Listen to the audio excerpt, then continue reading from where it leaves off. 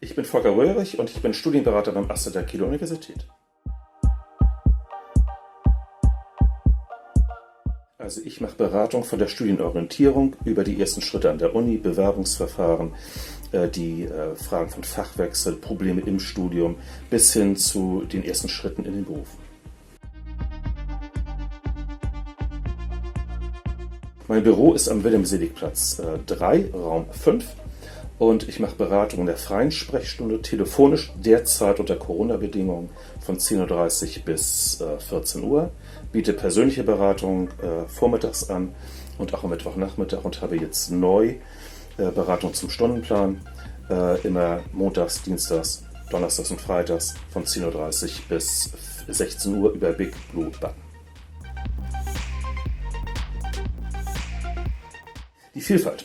Also das habe ich in der Aufgabenbeschreibung ja ein bisschen dargestellt. Also es ist eine große Vielfalt erstens von den Fragestellungen, zweitens von den Fragenden, also die Menschen sind sehr unterschiedlich und darauf habe ich mich einzustellen, und auch von den Darstellungsformen. Also ich kann persönliche Beratung machen, ich mache hier Videos, ich mache Beratung online, ich gebe Seminare, ich schreibe, also das ist eine große Vielfalt auch von Darstellungsformen und von daher wird es nicht langweilig.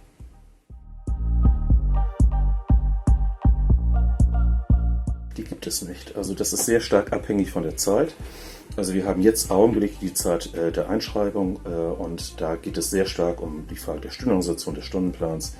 Danach kommen sehr schnell schon Fragen der Umorientierung. Da stellen Menschen fest, die haben sich in das falsche Fach eingeschrieben. Was soll ich dann tun? Dann kommt es, je näher die Prüfung rücken, sehr stark um Fragen von der Prüfungsvorbereitung, teilweise auch Thema Prüfungsangst, solche Fragestellungen. Nach den Prüfungen stellen Menschen fest, ich habe schlechte Ergebnisse und ich bin durchgefallen, was soll ich tun, soll ich mich umorientieren? Wir haben im Frühjahr sehr stark Fragen hier der Studienorientierung, wenn Schüler das Abitur machen und sich dann die Frage stellen, was soll ich studieren?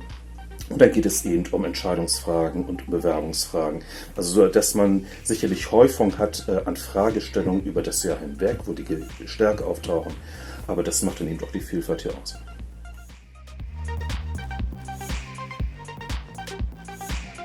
Ja, also hier an alle vielleicht, also wenn ihr Probleme habt, fragt rechtzeitig. Es gibt nicht nur mich hier an der Uni, sondern viele andere Beratungsangebote, die euch zur Verfügung stehen. Und ich glaube, den größten Fehler, den man nur machen kann, ist, dass man keine Fragen stellt, dann kriegt man auch keine vernünftige Antwort. Also überschreitet diese Schwelle, kommt vorbei und dann können wir einige Fragen auch hier klären und ich kann euch weiter verweisen zu anderen Beratungsstellen.